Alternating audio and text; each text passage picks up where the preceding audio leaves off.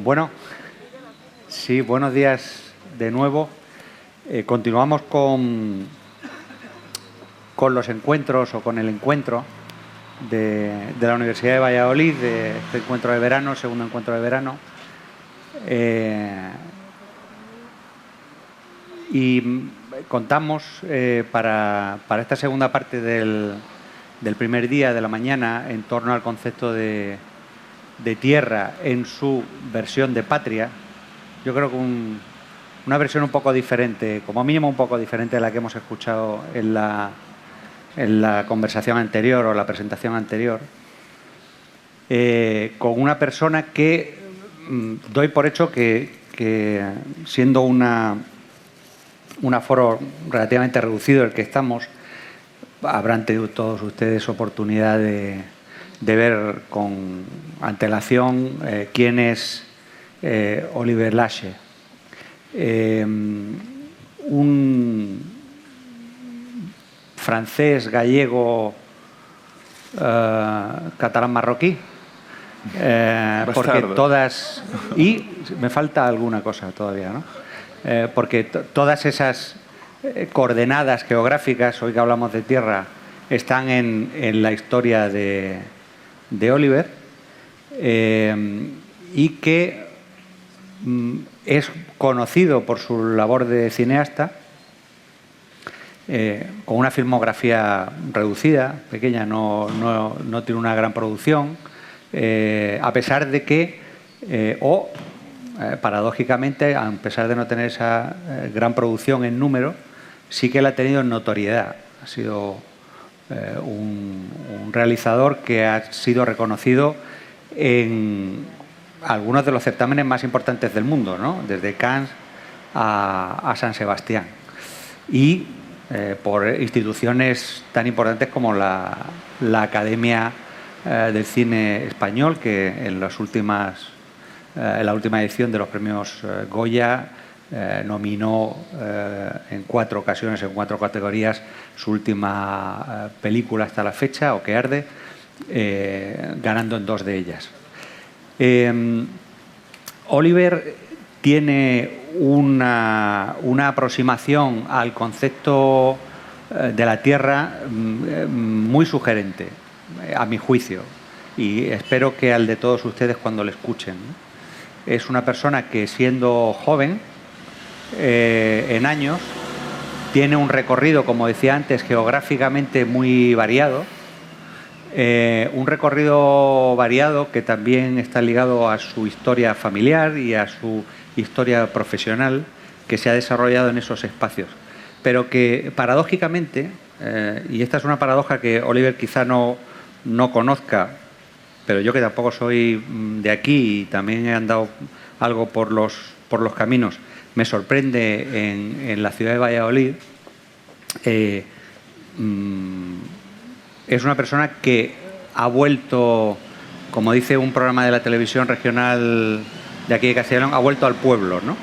Ha vuelto a lo rural, ¿no? Valladolid, que es una ciudad que en tantas ocasiones se pasa el día pensando que por qué no es Madrid, que no es Madrid, ¿no? Y recuerda su historia de capital, de primera capital, de capital imperial, las grandes personalidades que de aquí han salido, desde reyes a políticos, empresarios, financieros y demás, ¿no? Oliver nos representa otra manera de acercarse a la tierra, ¿no? De buscar quizá lo auténtico, quizá lo que se añora, como gallego, lo de la añoranza, la lembranza, la morriña, parece que es consustancial también, ¿no? Bueno, yo no les voy a decir más porque por Oliver hablan sus películas y, sobre todo hoy, afortunadamente para todos nosotros, nos va a hablar él. Así que tú das la palabra y cuéntanos lo que quieras. Gracias, Juan. Gracias a todos, a los organizadores por invitarme. Es mi primera vez aquí en Valladolid y, bueno, muy honrado. Albert antes, habló de una patria física, de una patria material, me gustaría un poco completar o dar un poco, bueno, el otro haz de la moneda, hablando de la patria metafísica, de la patria espiritual, del alma, ¿no? Obviamente, el mundo de las formas materiales, vivo en él y me parece que es precisamente un trampolín para el otro mundo, ¿no? Pero mi condición de artista, mi condición de creyente, pues me hace sospechar mucho de la actualidad, ¿no? O por lo menos, asumiendo un poco mi responsabilidad como artista, pues intentar ver el mundo con un poco de distancia. Decía este místico murciano, Ibn Arabi, andalusí, decía: la luz es un velo. Cuando hay mucha luz no vemos nada. Cuando estamos muy cerca de las cosas no vemos nada. Y yo creo que al artista le corresponde pues dar 3 pasos atrás, 4 y sí, efectivamente la actualidad es importante, pero también no despistarse de la eternidad, ¿no? Allá donde eso que es infinito, que no tiene límites. Soy esencialista, lo digo abiertamente, aquí hay mucha gente que se define, bueno, yo me defino como esencialista. La esencia no tiene centro ni periferia, no es dialéctica. Y creo, y así un poco, bueno, he seleccionado este título, creo que el arte pues es un intento de reconectar con la esencia de uno. El arte y bueno, otras herramientas que tiene el ser humano para emanciparse, para ser soberano, para ser libre. La palabra libertad, ¿no? es la palabra clave, ¿no? Yo creo que muchos de los debates que tenemos hoy en día, pues tendrían que empezar pues cuestiones de género, de pues, problemas también de dialécticas territoriales, ¿no? Pseudoesenciales y superficiales. Yo creo que habría que empezar empezar por el final y hablar de la palabra libertad, ¿no? Porque es una palabra, pues, en el fondo polisémica y que da lugar a muchas interpretaciones. Lo que es para mí libertad a lo mejor no es para ti lo mismo, ¿no? En mi pequeña experiencia, bueno, sobre todo cuando yo he estado viviendo en África, pues lo que he experimentado o he sentido es que la libertad no es tanto una cuestión de diferencias de raza, de género o de clase, que sí, que hay desarraigos fuertes de género, de raza, de clase, y hay desarraigos, en fin.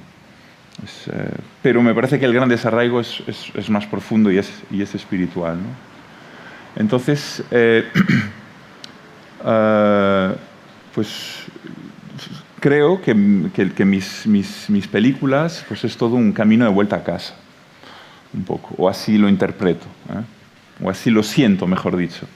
Interpretamos demasiado y sentimos demasiado poco. Y bueno, en mi caso, y creo que en el caso de cualquier artista, insisto, hacer una obra de arte sería conectar con tu propia esencia, conectar con el niño interior, bucear, observarte a ti mismo para conocer un poco tus límites y para un poco, bueno, conectar un poco con esas heridas que tenemos, ¿no? Como esencialista que soy, creo que, bueno, venimos de la esencia, si lo puedo sintetizar de una manera muy corta, muy breve. Venimos de la esencia y al venir a este mundo es de una gran violencia, porque venimos de un espacio muy calentito, muy bonito. Y al venir a este mundo pues se produce un vacío grande de amor, vamos a decirle, de calor. Y bueno, y cada uno de nosotros ante ese vacío pues intenta rellenar ese vacío de amor pues con una manera de pedir amor, ¿no? Que la psicología moderna le llama a esto neurosis, ¿no? Yo tengo una manera de pedir amor, otro tiene una manera de pedir amor.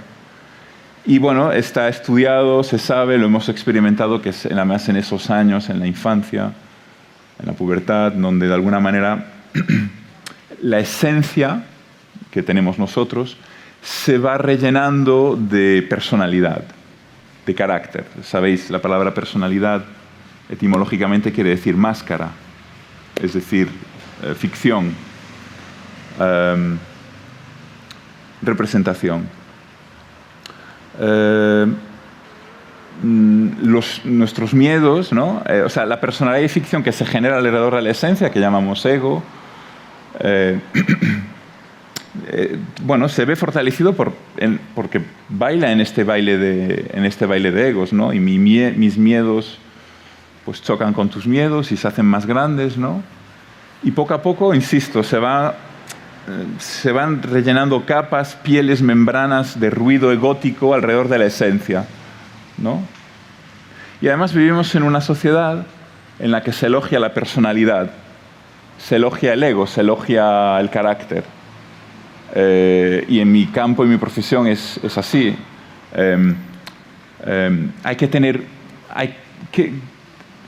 Hay que desmarcarse, hay que ser alguien. Hay que tener personalidad, ¿no? Se dice, es positivo tener personalidad, cuando en el fondo es todo lo contrario. Hay que tener universo, tienes que decir algo, de qué va tu película, qué es lo que quieres decir. Si no eres original, no eres nadie, solo lo que está a la luz existe, se ha denigrado totalmente la sombra.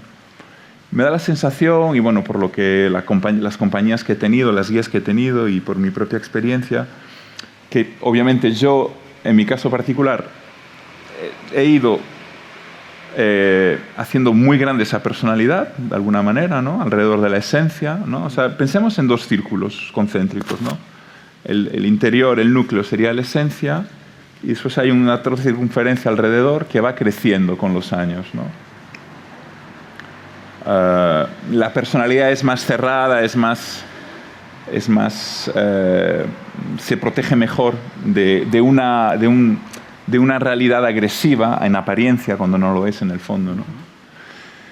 Y bueno, con los años me he dado cuenta de que precisamente ser un artista es vaciarse, es vaciar esa personalidad, o sea, esos círculos, esa membrana que ha crecido alrededor de la esencia, ir disminuyéndola, ¿no? La mejor manera de conectar con la esencia, o sea, de conectar con eso que tenemos dentro, ¿qué es? Las crisis. Cuando tocamos fondo, hay un momento en el que, ¡bam!, la vida nos habla, la esencia nos habla. Fijaros, un ejemplo. Muere un familiar. Yo, bueno, soy joven, no han muerto muchos familiares a mi alrededor, pero algunos han muerto o gente cercana, y es curioso porque obviamente hay tristeza, hay un duelo metafísico, ¿no? Somos conscientes de nuestra finitud también, ¿no? Te planteas tu propia finitud, pero también hay un sabor dulce cuando alguien muere cerca de nosotros. Y creo que ese sabor es porque estamos conectados con la esencia, con nuestra esencia. Estamos conectados con la vida a través de la muerte. Y eso nos alivia en el fondo. O sea, es nuestro estado natural del ser. Es estar en ese estado, yo creo, de diálogo con la esencia. Creo. Aquí os hablo de mi camino, os hablo de mi experiencia. De alguna manera, fíjate, me está sugiriendo una idea. Estoy pensando, ¿cuándo vuelvo yo al lugar donde nací? Y vuelvo de vacaciones. Esto es una cosa un poco sofisticada, ¿no? Pero vuelves en los funerales. ¿No? Vuelves en ese momento. ¿De qué manera, Oliver? Te interrumpo si no te importa. Es que me llama la atención, me sugiere varias ideas lo que estás comentando, ¿no? En primer lugar, te diría que eres muy anti-streamer.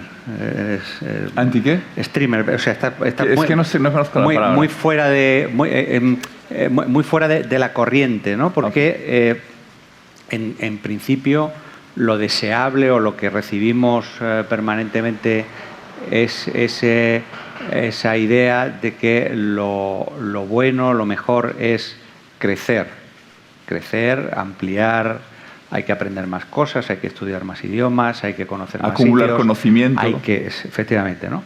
Y tú estás planteando que tu idea es la contraria, hay que vaciarse, hay que desaprender, hay que vaciarse, ¿no? ¿Hasta qué punto el territorio en el que ahora habitas, que es Ancares, ¿no? Que no sé si todo el mundo conoce la comarca de los Ancares, pero... Tiene un pie, tiene un reverso de la montaña, está en sí, León, en el Bierzo. Efectivamente. Tú estás en la zona lucense, ¿no? En los Ancares gallegos. Pero es un territorio muy poco poblado, es un territorio bastante agreste, no es un territorio fácil, ¿no?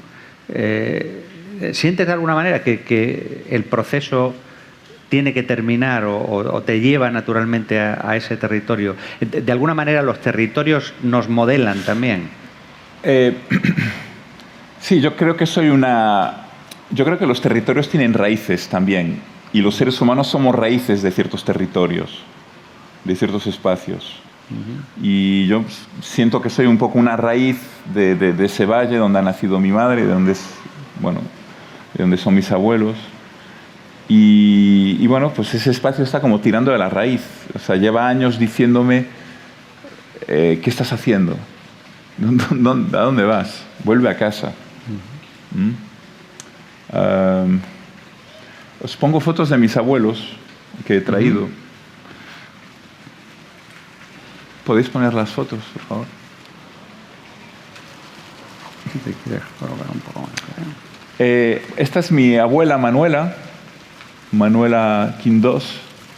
Es una foto que ha hecho mi padre en el 85. Mis padres emigraron a Francia y en la empresa donde trabajaba mi padre había un sindicato cultural y a los obreros pues les daban pues formaciones, y bueno, él hizo una formación de fotografía y se aficionó a la fotografía. Es una foto que tengo, a la que le tengo mucho cariño. Me encanta el cubo remendado, siempre lo destaco. Es genial. Es fantástico. Este es mi abuelo, Gumersindo Corocoro. Es también una foto de mi padre. Bueno, está un poco comprimida.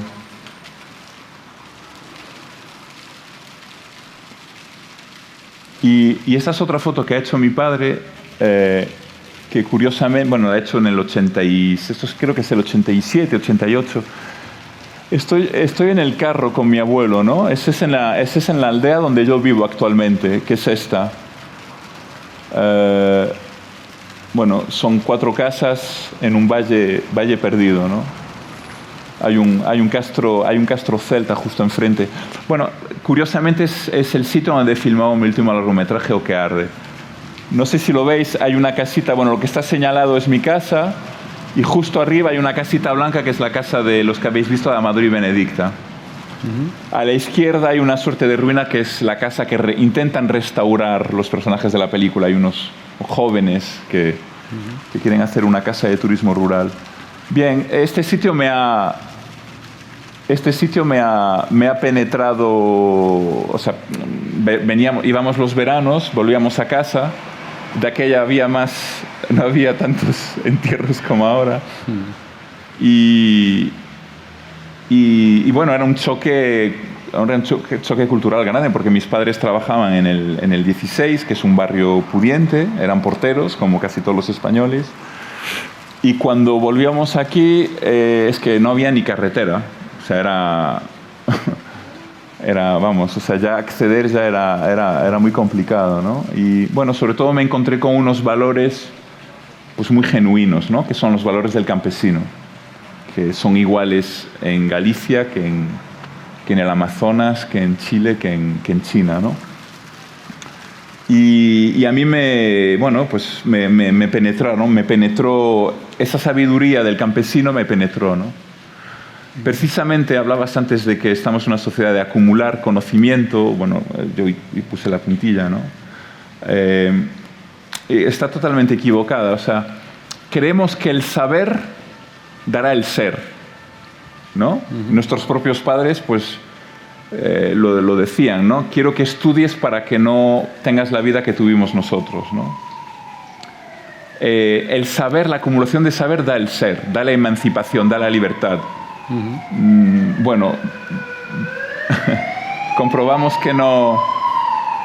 Suena una sirena. Comprobamos que no es así. O sea, de alguna manera, ese saber es más bien información, ¿no? Se acumula información, pero no genera un espacio de soberanía del ser humano. Hay una crisis económica, sanitaria, y estamos todos temblando, ¿no? No hay una verdadera formación iniciática. Yo creo que es lo contrario. Yo creo que es el ser, el estar en un sitio así, el estar cerca de la naturaleza, que te da el ser. Y es por eso que cuando nos encontramos con campesinos, tienen un sentido común y lo que llamamos sabiduría, ¿no? Que muchas veces nos deja un poco fuera de juego, ¿no? Bueno, pues mis maestros han sido, entre otros, mis abuelos, que vivían en esta órbita de la naturaleza, una naturaleza que les decía todos los días: no sois nada, sois muy pequeños. Y convivían bien con esa idea de ser pequeños, no hay ningún problema.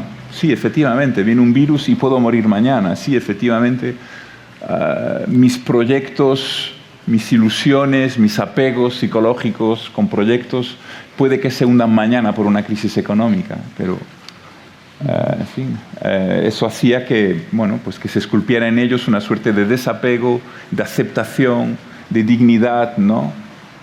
Y no estas retóricas de los buenos, los malos, los culpables, las víctimas, los catalanes, los no sé qué, los no sé cuánto, ¿no?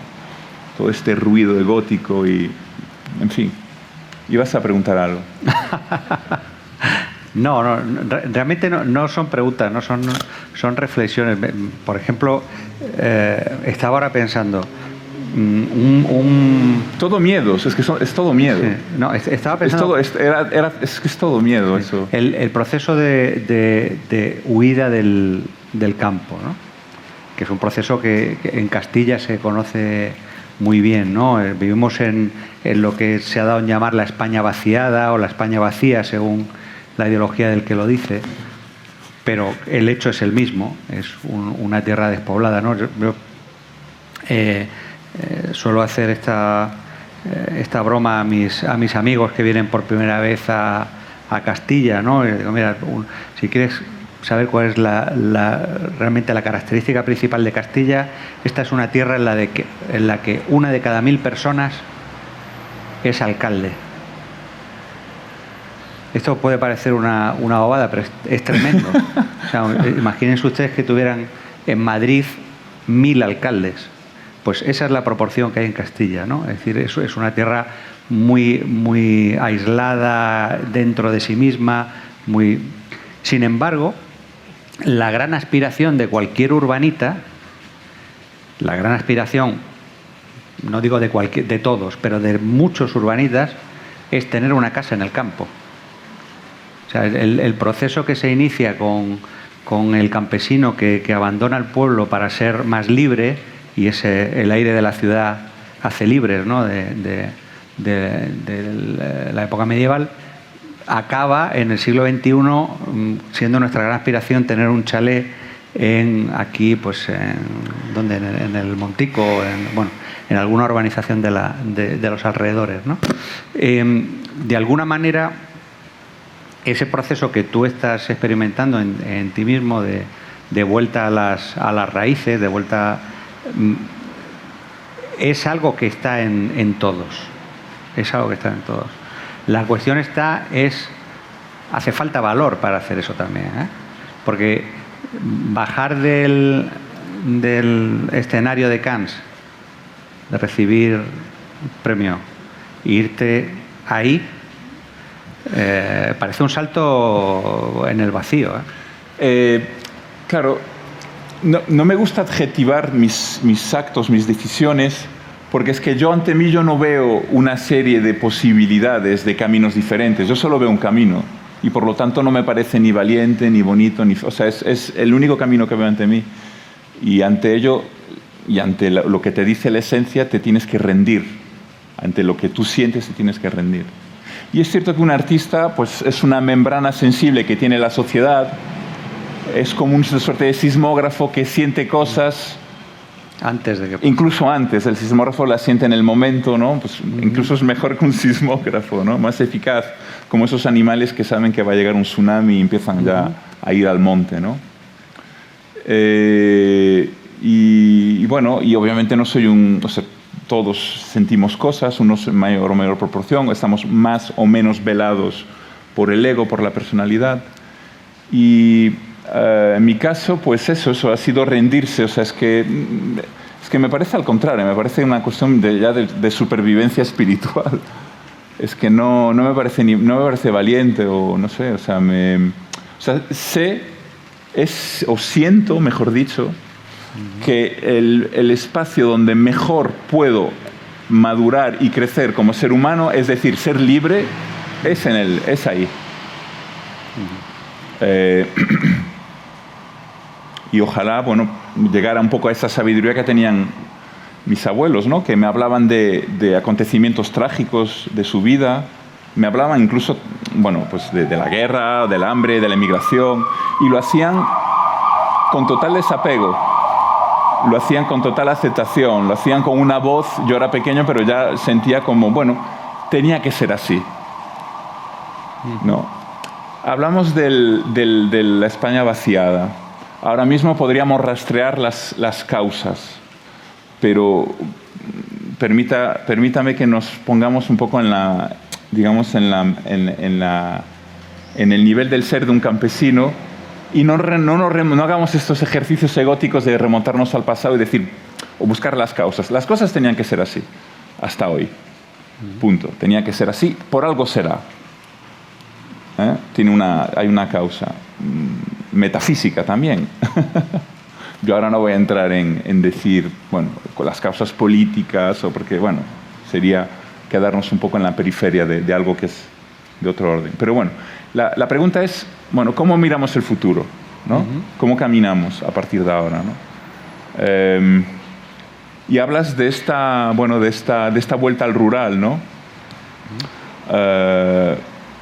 Sí, efectivamente, o sea, yo pertenezco a una generación que desde que hemos nacido hay una suerte de escepticismo en nosotros, innato. O sea, no creemos, no creemos o sea, sabemos que hemos tomado caminos errados, ¿no? Comprendemos, o sea, teníamos que llegar aquí. Ahora se trata un poco de reorientar el camino, ¿no? ¿Será posible? Esa es la pregunta. ¿Tendremos oportunidades? Ya hemos tenido varias. O sea, esto no es una sorpresa, lo del COVID, ¿no? Lo llevan diciendo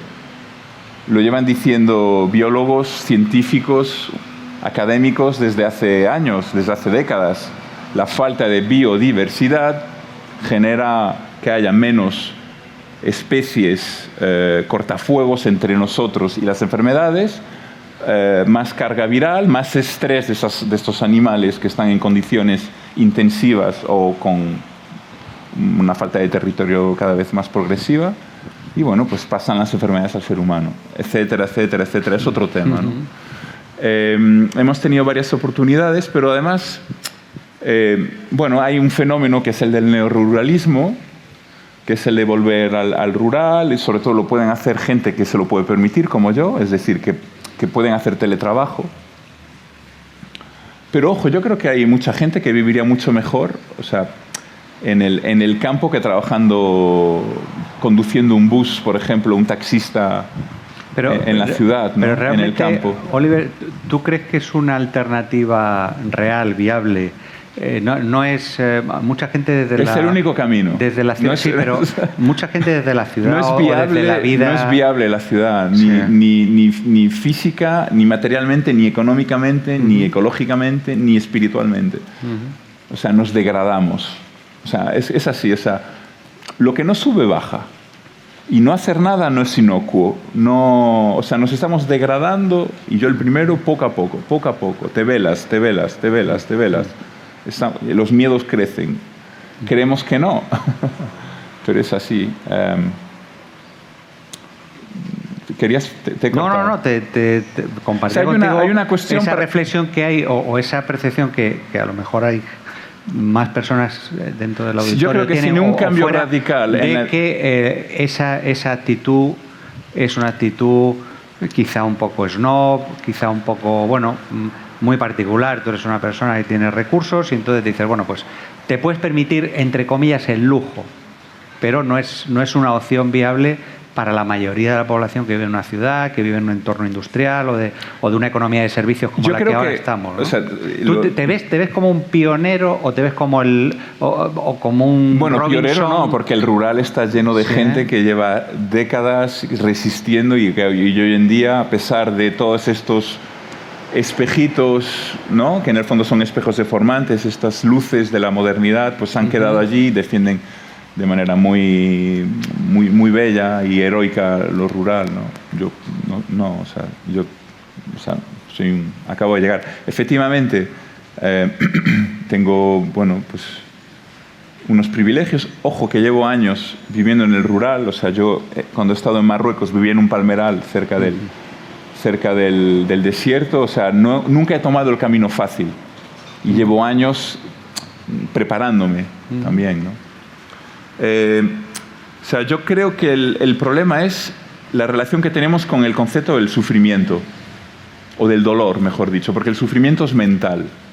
En cambio, eso es una construcción egótica. Pero yo creo que, claro, el problema es que la ciudad, hoy las dialécticas campo-ciudad, ojo, también han estallado un poco, porque es todo ciudad. En el fondo, los valores en el campo son de la ciudad, urbanitas. O sea, hay estrés en el campo también, ¿no? Pero bueno, estás más cerca de la naturaleza y por lo tanto estás un poco menos degradado, ¿no? Pero o sea, el problema es que la ciudad, las virtudes de la ciudad son visibles, pero sus defectos son sutiles, son invisibles. No le vemos las orejas al lobo. En el campo es todo lo contrario. Las virtudes son sutiles, no las vemos, pero solo vemos los defectos. Y una de ellas es el sufrimiento, el dolor, porque efectivamente el campo es doloroso. Efectivamente, o sea, estas montañas, fijaros, están casi todo a monte, porque todo esto antes era cultivado a mano o con carro. O sea, ¿veis las partes que están verdes? Son las únicas que se pueden mecanizar, ¿no? O sea, hoy ya no tenemos la estructura, la capacidad, el nivel de aceptación, de humildad, de sacrificio. Es una palabra, sacrificio, que me gusta mucho destacar, ¿no? Sacrificio, etimológicamente, hacerse sagrado. Sacrifacio, ¿no? Creo, ¿eh? No sé si hay algún lingüista que me pueda corregir, se lo agradecería, ¿no? O sea, el dolor, el sacrificio, el trabajo ennoblece, dignifica, libera. No sé, ¿qué ejemplo poneros? Un árbol que no está en un invernadero, un árbol que está en una naturaleza así, que cada año, cada invierno, el viento, la nieve, la lluvia, pues hace que le provoca dolor, pero también lo endurece, lo hace fuerte, se enraiza, ¿no? Yo creo que, o sea, no me gusta ser escéptico, porque en el fondo soy un gran idealista, pero creo que no tenemos ya la capacidad para volver al rural, algunos, yo creo, ¿no? Bueno, por eso, de alguna manera,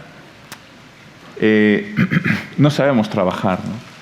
Por eso, bueno, yo ahora estoy con un proyecto estoy restaurando la casa de mis abuelos, y es un proyecto de alguna manera, de centro de desarrollo rural. O sea, en un primer momento le llamé Centro Pedagógico, Terapéutico y Comunitario SER, porque el río SER... Un poco largo. ¿Perdón? Un poco largo el nombre. Y un poco pomposo de más, sí, ¿no? Y al final le llamo Casa Quindós, que es el nombre de la casa de la familia, ¿no? Porque las casas antes, con todas sus paradojas que había en el rural, no lo idealizo tampoco, y sus contradicciones, pues las casas eran comunitarias, terapéuticas y pedagógicas, ¿no? Para mí la terapia precisamente es el trabajo, ¿no? El ir a tus límites, ¿no? Y esta es una de las antiguas casas, está el hórreo, y digamos que el bosque de castaños que está enfrente, hay unos 300 pies de castaño, va a ser un poco el laboratorio o, digamos, el espacio donde precisamente aprendamos a trabajar. Y nos observemos, ¿no? y veamos ahí donde duele, seguir un pelín más, ¿no? Y hacernos verdaderamente fuertes y enraizarnos. Y yo como artista disolverme en el todo, en la esencia y convertirme en un castaño. Ah, ¿sí? Bueno, no descartemos que lo llegues a conseguir, ¿no? Pero ¿hay alguna...? Bueno, Benedicta, la protagonista de mi peli, lo consigue, se mete dentro de un castaño en la peli. Sí. ¿Hay algún componente... ¿De qué manera conectas o conecta, más allá del aspecto esencial, digo, más en lo formal, este proyecto con tu trabajo como cineasta? Como cineasta. Pues es una muy buena pregunta. A ver, yo precisamente... perdona que a veces no soy concreto en mis respuestas. Bueno, como todo el mundo, pues en mi infancia, mi pubertad, pues mi personalidad se hace grande debido a mis miedos, ¿no? Me ensimismo, me hago artista, o sea, una inadaptación me hace necesitar una herramienta de adaptación, que es el arte, para recorrer ese camino, ¿no? de incomprensión del mundo, de ti mismo, ¿no? Y me hago cineasta, hago películas, pero precisamente el hacer esas películas, bueno, me hace reconectar, insisto, con mi esencia, y poco a poco empiezo a entender que es recurrente, o sea, mis sueños, o sea, se me viene esta imagen de manera recurrente, este espacio, la memoria de mis abuelos, la presencia de mis abuelos, es recurrente. Y yo creo que esa es la diferencia a la hora de tomar decisiones, esa es la diferencia entre lo que viene del corazón y lo que viene del ego, que es algo que en las universidades desgraciadamente no se enseña. Yo soy hijo de la universidad, ojo, no estoy en contra de la universidad, simplemente estoy en contra de que al lado de una formación puramente exterior de acumulación de conocimiento no haya una formación interior, ¿no? Llámenle como quieran, espiritual, iniciática o sensible. El caso es que ahora me perdí. No, estábamos hablando de la relación entre hago tu mis trabajo. películas y me doy cuenta de que eso, efectivamente, que, o sea, eso es lo que me da la confianza de que esto viene de mi corazón. O sea, y otra palabra que muy denostada por la modernidad, que es la palabra certeza, la palabra certitud, ¿no? Estamos en un mundo donde no hay que tener de relativismo, no hay que tener certezas, no.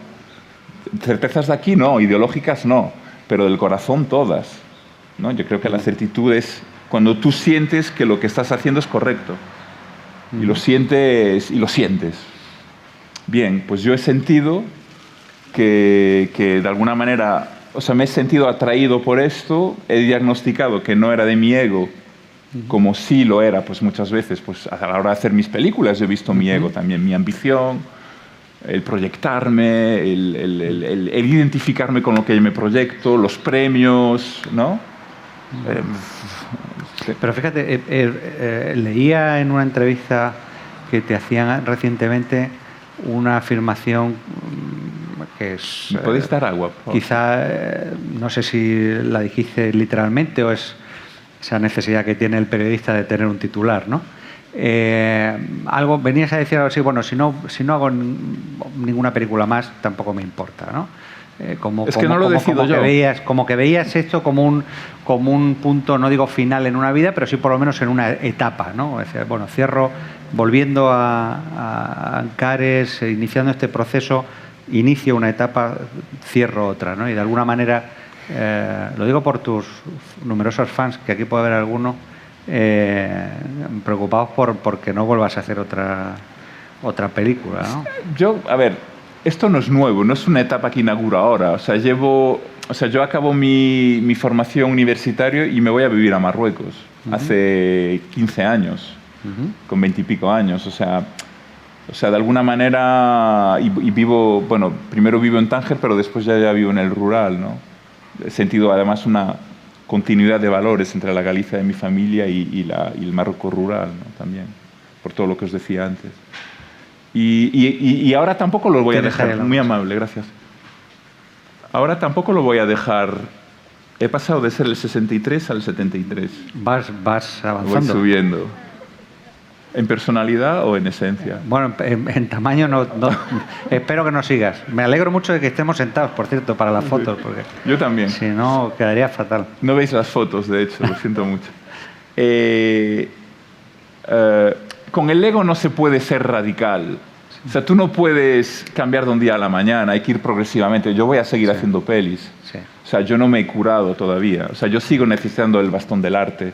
Sí que ahora mismo pues, puedo apoyar el bastón contra la pared y descansar un poco del arte, ¿no? Ahora estoy en una etapa muy bella, muy feliz, porque o sea, yo creo que el hacer O que arde ha sido filmar. Es que fijaros, es que he filmado imágenes en prados, en sitios donde generaciones y generaciones de antepasados míos han nacido, han vivido, se han sacrificado, han muerto, O sea, es muy potente.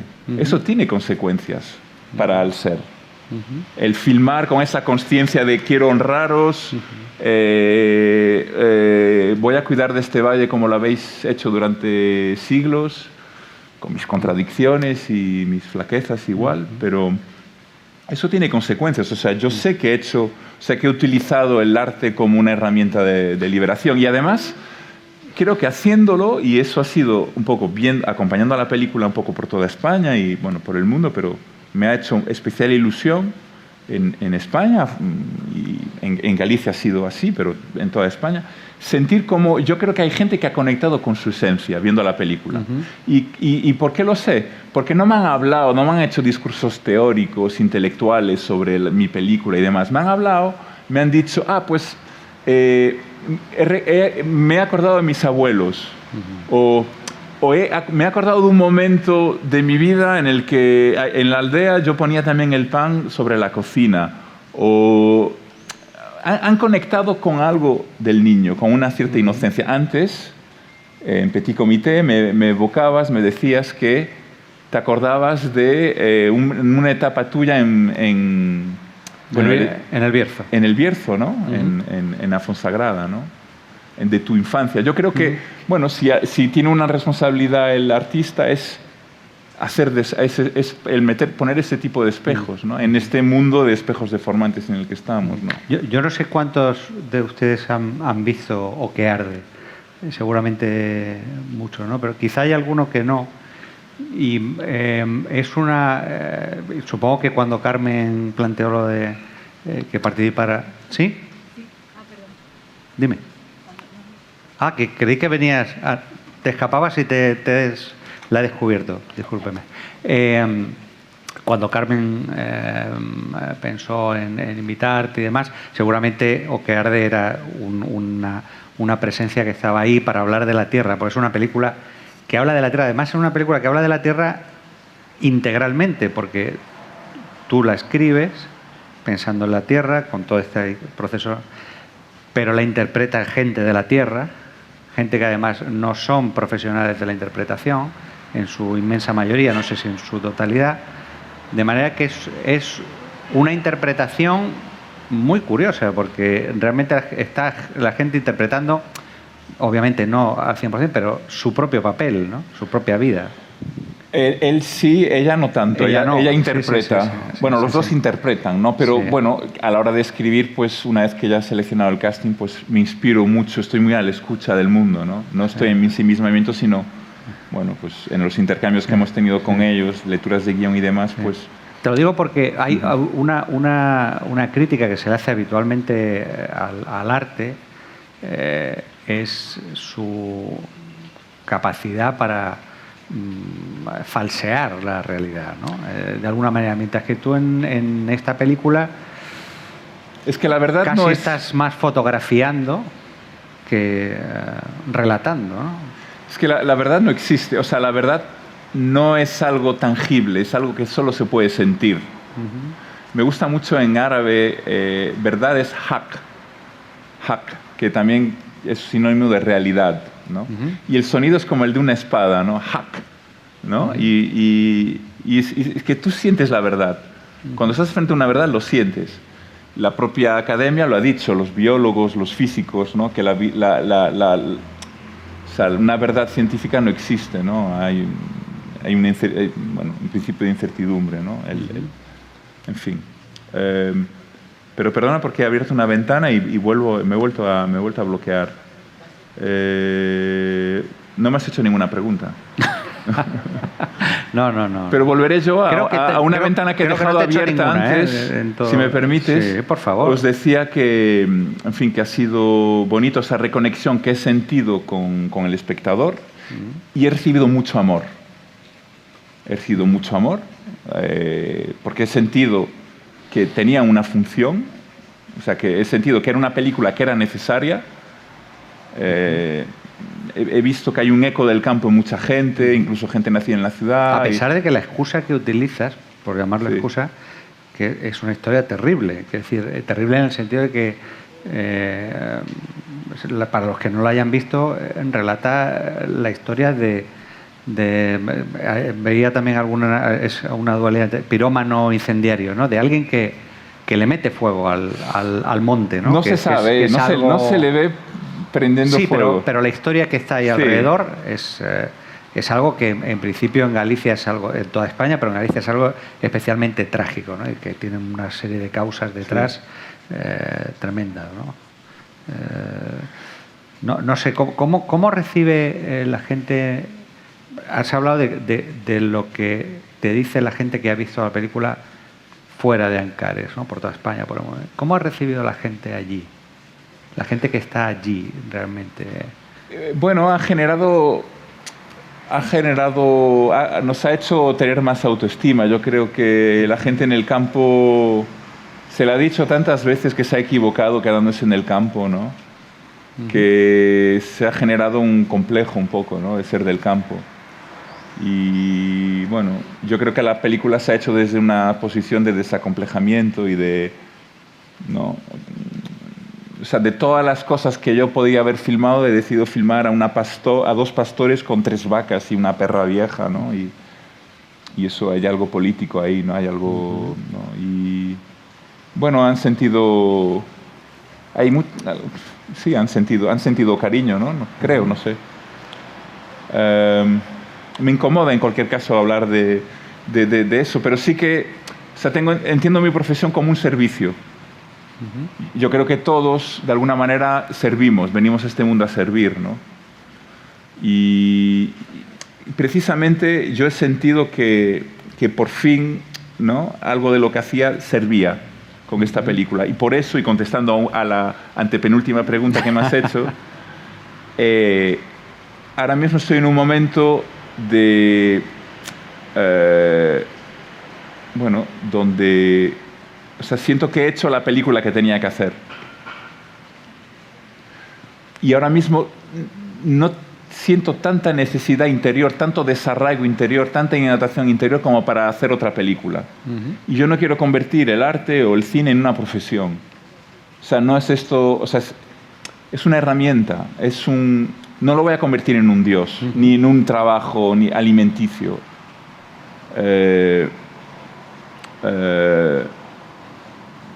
Precisamente porque además estamos rodeados de películas y de productos audiovisuales que sentimos, que no eran necesarios para sus autores. Hay demasiadas películas. Sí. Decías también demasiadas se siente que no. En la entrevista del Correo decías también algo así, otro titular también lapidario, tipo, si viniera un virus que acabara con Netflix seríamos más felices, ¿no? No hacer nada no es inocuo. Sí. No hacer nada, o subes o bajas, es así, la naturaleza es así. Y bueno, pero como decía, con el ego no se puede ser radical y yo voy a seguir haciendo películas a otro ritmo, iré desvelándome poco a poco, ojalá, no lo sé, o sea, cada día...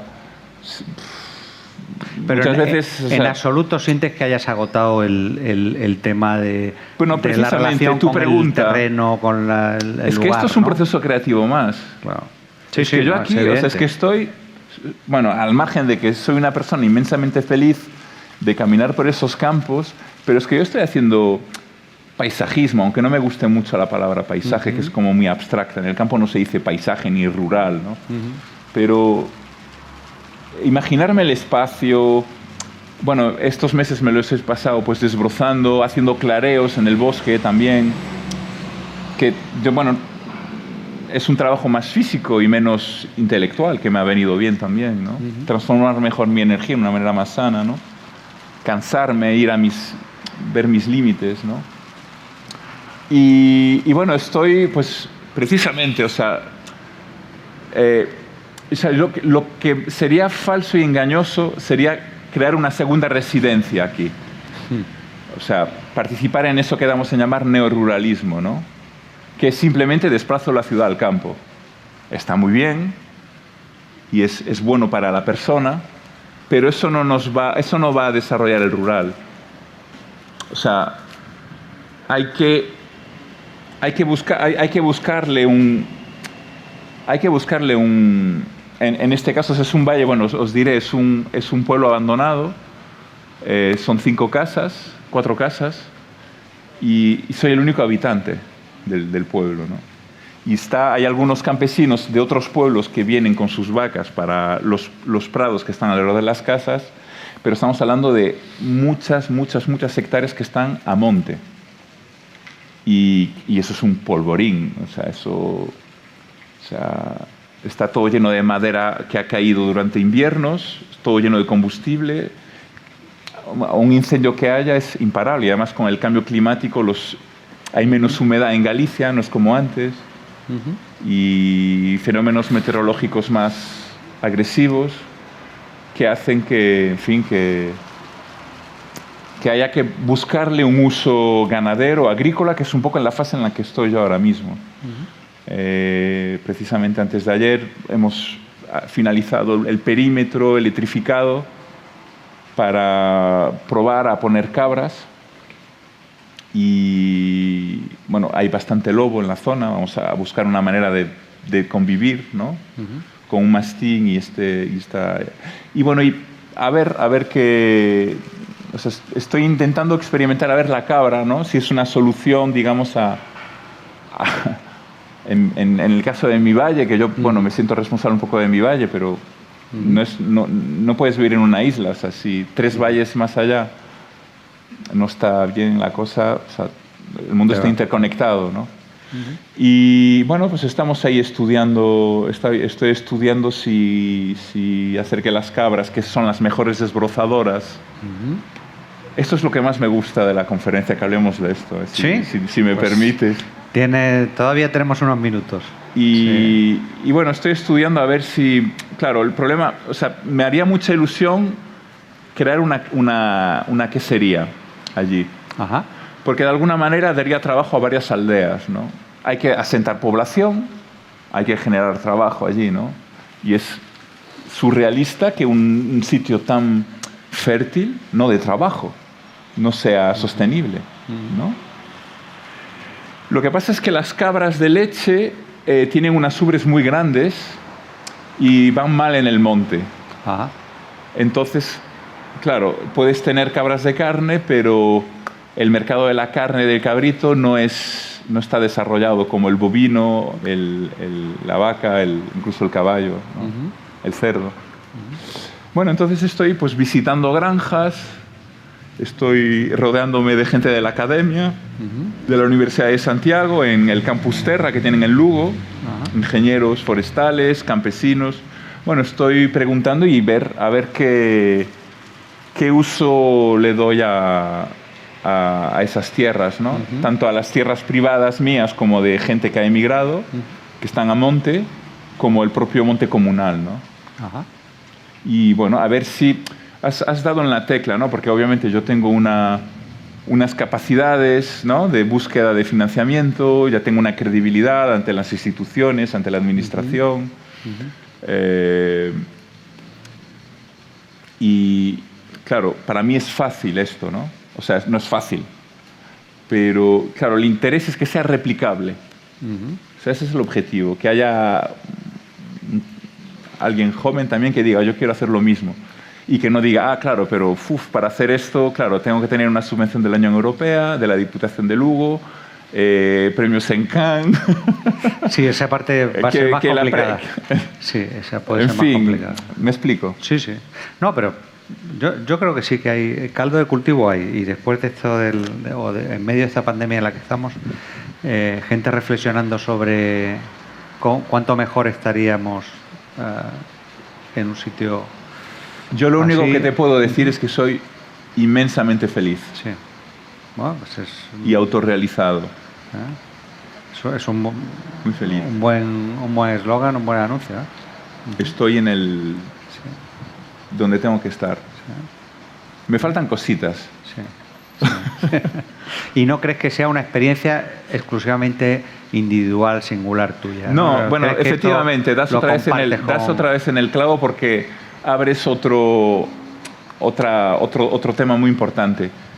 Ser anacoreta, un ermitaño, eso es que tu ego crezca. Solo podemos controlar el ego o ponerle límites cuando vivimos en comunidad. Por eso eran perfectas las aldeas, porque había hambre y los límites de las tierras y había que trabajar en equipo. No había el anonimato de las ciudades, donde en el fondo no necesitas de nadie y tu ego crece, ¿no? Es en el choque, es cuando ves tus límites que puedes crecer, es cuando ves tus fantasmas, es cuando estás en pareja que creces. O sea, en muchas tradiciones la pareja, el tener hijos también, es cuando estás exigido y ves tus sombras y tu mierda, perdonad.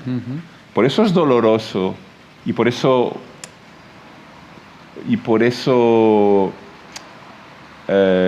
siempre el ego, o sea, siempre encontramos excusas para no estar en el compromiso, ¿no? Y escaparnos de la pareja, ¿no?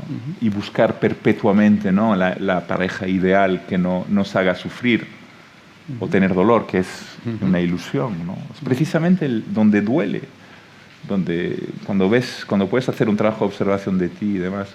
Por lo tanto, tú acabas de decir, si no es individual, y bueno, pues yo pues he de tener cuidado. O sea, va a ser una casa que va a estar bastante abierta también. Y psicológicamente yo he creado un vínculo. O sea, yo me identifico con el sitio, me proyecto en el sitio y creo que es mío el sitio, egóticamente, ¿no? Lo estoy esculpiendo a mi manera, es mi jardín, es mi Edén, ¿no? Pero va a venir gente que va a tirar colillas, que va... bueno, está sucediendo. Esperemos que no. Pero... Va a venir gente... Bueno, sí. Y estará bien que lo hagan porque, de alguna manera, bueno, que las paguen, yo voy a trabajar, voy a ver mis límites, voy a observarme, voy a ver la ira que me va a evitar y me va a servir para disminuir esa ira y para aprender a acoger las paradojas del ser humano y cariñosamente y amorosamente recoger esa colilla bueno, en fin. Muy bien. Bueno, Oliver, muchísimas gracias. Gracias yo quiero también, en nombre de la Valladolid Film Office y de Valladolid Ciudad Creativa UNESCO, que permítame hacer un poquito de autopromoción, ¿no? de la ciudad en el cine, dar las gracias a la Universidad de Valladolid por haber pensado que tenía un espacio, lo cinematográfico, lo audiovisual, dentro de los encuentros, por pensar que el cine es una disciplina que es interesante que tenga cada vez más profundización, que aumente su conocimiento, en el sentido que tú lo has planteado, no solo hacia afuera, sino también hacia adentro. Y bueno, espero que esta primera visita no sea la última y que podamos disfrutar de tu presencia en la ciudad y en lo que es el gran templo del cine en Valladolid, que es Emici, ¿no? De alguna manera confío en que Ojalá. las cabras y los castaños te dejen tiempo y que compartas con nosotros también esa experiencia, también a través del audiovisual, que es una buena manera de hacerlo, ¿no? Se han proyectado muchas de mis películas Sí. aquí en las Emici. Sí, lo sé. Y bueno, la última estuvimos muy cerca. Bueno, se Sí. proyectó también. Sí. Pero bueno, hemos estado cerca de estar compitiendo aquí y bueno, ojalá en el Pues, futuro. habrá oportunidades en el futuro, seguro que sí. Por favor, un aplauso para Oliver. Muchas gracias.